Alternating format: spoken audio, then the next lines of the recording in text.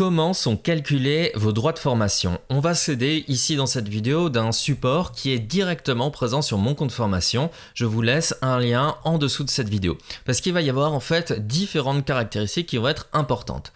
Premièrement, tout au long de votre vie, du coup, vous allez alimenter votre CPF, votre compte de formation. Il va être alimenté en euros, si c'est une activité professionnelle, par exemple privée, etc., ou une activité d'agent public en heures. C'est ce qu'on appelle les droits DIF qui vont disparaître. Ce que vous devez savoir, c'est qu'en moyenne, une heure est égale à 15 euros TTC. Okay, la conversion de vos droits d'heure en euros a été réalisée en novembre 2019, 15 euros TTC par heure. Néanmoins, vous pouvez toujours voir que vous avez des droits DIF et des heures. Et si vous regardez cette chaîne, vous avez l'explication sur comment convertir ces heures ici. Tout n'a pas été converti automatiquement. Donc si vous avez par exemple 20 heures encore, vous faites 20 fois 15 et vous avez directement du coup 300 euros qui vont pouvoir être crédités. Ok. Tout ce qui est intéressant ici, c'est de bien comprendre qu'il y a des situations qui sont différentes. Il y a les salariés de droit privé, les personnes qui cherchent un emploi, les travailleurs non salariés ou TNS, l'agent public ou fonctionnaire par exemple, l'agent consulaire et voilà. Donc qu'est-ce qui se passe? On va lire ensemble les différents éléments. Donc quoi qu'il se passe, vos droits, on va se focaliser sur les euros parce que maintenant les heures ne sont de toute façon plus ajoutées et en phase d'être converties.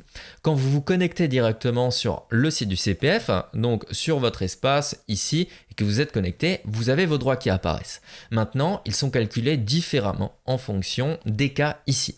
À compter de 2020, donc en droit privé, quelqu'un qui travaille dans une entreprise privée, au titre des droits 2019, pour un travail à mi-temps ou plus, ça c'est important, sur l'ensemble de l'année, votre compte sera alimenté à hauteur de 500 euros maximum par an, dans la limite d'un plafond total de 5000 euros. Ça veut dire que vous ne pouvez pas en fait dépasser 5000 euros de droits sur votre compte et au maximum, vous allez gagner 500 euros par an. En dessous d'un mi-temps, vos droits sont calculés au prorata de votre activité. Ok. Avant l'application de la réforme de la formation pro, votre compte était alimenté en heures, soit 24 heures par an pour un travail à temps complet. C'est ça qui est très important à regarder, y compris les droits acquis, etc. Donc, admettons que maintenant vous êtes en travail à temps complet, vous allez avoir 24 fois 15 euros qui vont être crédités directement sur votre site. Donc 24 fois 15 euros, ça nous fait 360 euros qui sont crédités du coup normalement de base en tant que salarié de droit privé. Ça, c'est droits de formation. Vous pouvez les retrouver aussi directement en contactant votre employeur au travers aussi de votre fiche de paye, etc. C'est important de pouvoir le regarder aussi. Donc la base est de 15 euros TTC par heure. Ensuite, il y a la personne en recherche d'emploi. Ce sont des personnes qui ne travaillent pas, donc elles ne gagnent pas de droits de formation pendant tout cela.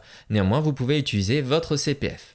Les TNS, travailleurs non salariés, par exemple travailleurs indépendants, profession libérale, non salariés, artistes, auteurs, compositeurs, etc.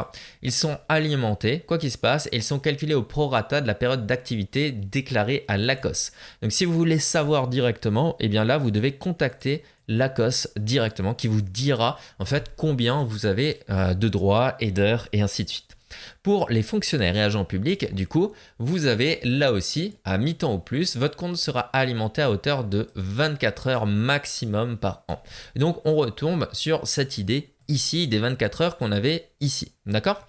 Si on revient ici, hop, de 120 heures puis 12 heures jusqu'à un plafond total de 150 heures.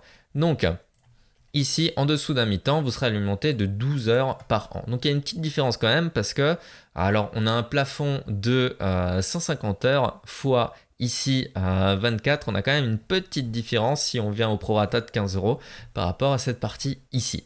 Ensuite, pour un temps non complet, vos droits sont calculés au prorata. Les heures acquises au titre de DIF sont intégrées automatiquement dans votre compteur et votre compteur sera affiché en heures et ne fera pas l'objet d'une monétisation en euros. Tout ça est en train de changer. On passe là en ce moment directement sur du fonds euros sur votre compte CPF. Ensuite, les agents consulaires, donc là c'est vraiment très particulier. Si vous êtes un agent privé, par exemple de la Chambre des métiers de l'artisanat, vous devez aller ici directement sur la page ici. Je vous rappelle, je vous laisse le lien dans la description. Si vous êtes un agent des chambres de commerce et d'industrie, vous n'avez aucune démarche à effectuer, vous n'êtes pas concerné par le dispositif DIF. Si vous êtes statutaire des chambres de métiers et de l'artisanat, etc., etc., vous n'avez pas de démarche non plus à effectuer, c'est votre employeur qui s'est chargé de faire tout. Donc pour savoir comment c'est crédité, vous contactez directement votre employeur. L'attestation aussi dont vous aurez peut-être besoin pour convertir vos heures en euros, elle n'est pas fournie directement sur le site du CPF, mais en fait cette attestation vous pouvez l'avoir directement en allant contacter votre employeur. Voilà, je vous laisse un lien en dessous, cette partie-là va de toute façon évoluer au fur et à mesure.